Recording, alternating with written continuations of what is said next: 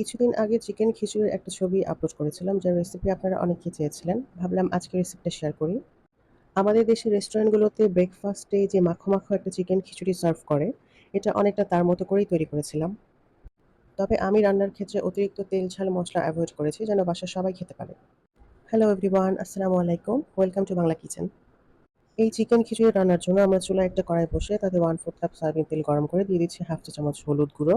আজকের রান্নায় আমি আধা কেজি চিকেন ব্যবহার করেছি এবং এটা ছিল ব্রয়লার চিকেন। চিকেনের সাথে আমি আলুও ভেজে নিচ্ছি। আলুর পরিমাণটা যার, যার ইচ্ছামতো। যেহেতু আমার বাসায় সবাই আলু খেতে খুবই পছন্দ করে, তাই আমি পরিমাণে কিছুটা বেশি নিয়েছি।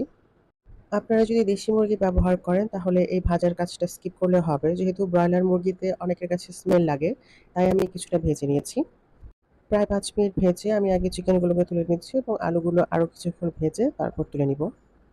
প্যানে তেল দিয়ে কিছুটা লবণ দিয়ে নিয়েছিলাম, যেন চিকেনগুলো দেওয়ার পর চিকেন প্যানের গায়ে লেগে না যায়। তাই ভাজার সময় আমি আর অতিরিক্ত লবণ ব্যবহার করিনি।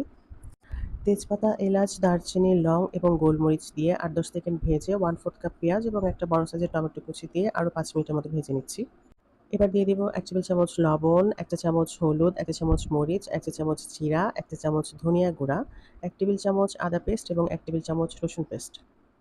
পানি দিয়ে সবকিছুকে খুব ভালোভাবে কষিয়ে নিব। এখানে আমি বাজারে কেনা বিরিয়ানি মসলা ব্যবহার করছি। কেউ যদি বিরিয়ানি মসলা ব্যবহার না করেন, তাহলে সামান্য জায়ফল, জয়ত্রী গুঁড়ো এবং সামান্য গরম মসলা গুঁড়ো ব্যবহার করবেন। মসলা কষে গেলে ভেজে রাখা আলু চিকেন দিয়ে মসলার সাথে খুব ভালোভাবে নেড়েচেড়ে মিশিয়ে ঢেকে রান্না করব। এই সময় আমি চুলার আঁচটাকে মিডিয়াম টু লোতে রেখেছি। এই রান্নার জন্য আমি কোনো অতিরিক্ত পানি ব্যবহার করছি না। যেহেতু ব্রয়লার মুরগি খুব দ্রুত সিদ্ধ হয়ে যায়, তাই চিকেন থেকে যে পানি উঠবে সেই পানিতেই চিকেনটা সিদ্ধ হবে। চিকেন আর আলু যখন ৮০% কুক হয়ে যাবে, তখন আগে থেকে ভিজিয়ে রাখা চাল এবং ডাল দিয়ে দিব। আমি এখানে পোলাওয়ের চাল নিয়েছি ২ কাপ এবং মুগ ডাল আধা কাপ, মসুর ডাল আধা কাপ। সবকিছুকে একসাথে খুব ভালো করে ধুয়ে প্রায় ২০ মিনিটের মতো পানিতে ভিজিয়ে রেখেছিলাম এবং তারপর পানিটাকে ঝরিয়ে নিয়েছি। সবকিছু ভালো করে ভেজে আমি এখানে পানি দিয়েছি ৬ কাপ। যেহেতু খিচুড়িটা একটু মাখো, মাখো হবে, তাই আমি এখানে পানি একটু বেশি ব্যবহার করেছি। যদি ঝরঝরে খিচুড়ি রান্না করতাম, তাহলে ২ কাপ চালের জন্য ৪ কাপ পানি এবং ১ কাপ ডালের জন্য ১ কাপ পানি ব্যবহার করতাম। ১ টেবিল চামচ লবণ দিয়ে সবকিছুকে মিক্স করে চুলার আঁচটাকে মিডিয়াম টু লোতে রেখে আমি ঢেকে দিয়েছি ৫ মিনিটের জন্য।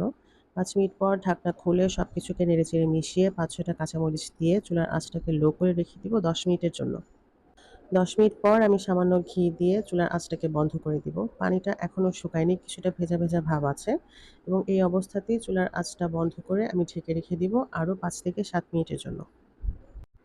এই খিচুড়িটা একদম শুকনো, শুকনো রান্না না করে কিছুটা মাখো, মাখো করে রান্না করলেই খেতে বেশ ভালো লাগে।